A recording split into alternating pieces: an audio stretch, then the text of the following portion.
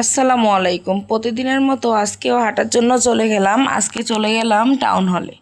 হাঁটতে হাঁটতে মনে চাইলো কিছু খাই, তো যেই কথা সেই কাজ। এই দোকানটার সামনে দাঁড়িয়ে ভাইয়াকে জিজ্ঞেস করলাম প্রাইস কত। উনি বললো 140 টাকা। তো ভাবলাম একটা খেয়ে দেখা যাক কেমন, আমরা আগে কখনো এখানে খাইনি।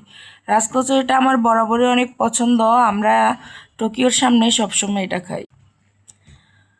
ভাইয়ার দোকানের নাম ছিল শাহী রাজকচুরিঘর। এটা টাউন হল জান্নাত হোটেলের ঠিক অপোজিটে। জান্নাত হোটেল তো আগে থেকেই ফেমাস, সবাই চিনেন। ওইটার ঠিক অপোজিটেই ভাইয়ার এই ফুড কোর্টটা। উনি এত পরিমাণে টক দই দিয়েছিল যা বলার বাইরে। 140 টাকা হিসাবে তার রাজকচুরিটা অসম্ভব স্বাদের ছিল। এটার টেস্ট যেমন ভালো ছিল, ওনার বিহেভিয়ারও তেমন ভালো। রাজকচুরিটা আমার কাছে খুব ভালো লেগেছে, প্লাস সারার বাবার কাছেও খুব ভালো লেগেছে। সারা আবার দই দেওয়া কোনো জিনিস খায় না, ওই জন্য সে খায়নি, সে চটপটি খেয়েছে। বাট এটা এত পরিমাণে ভালো লেগেছে আমার কাছে, আমি জানি না কেন লেগেছে, হয়তো বা রোজা ভাঙার পরে খেয়েছি এই জন্য লেগেছে, নাকি এমনিতেই এটার স্বাদ অনেক বেশি আল্লাহ জানে। আজকে যেন মুখের স্বাদটা অনেকটাই বেড়ে গেছে।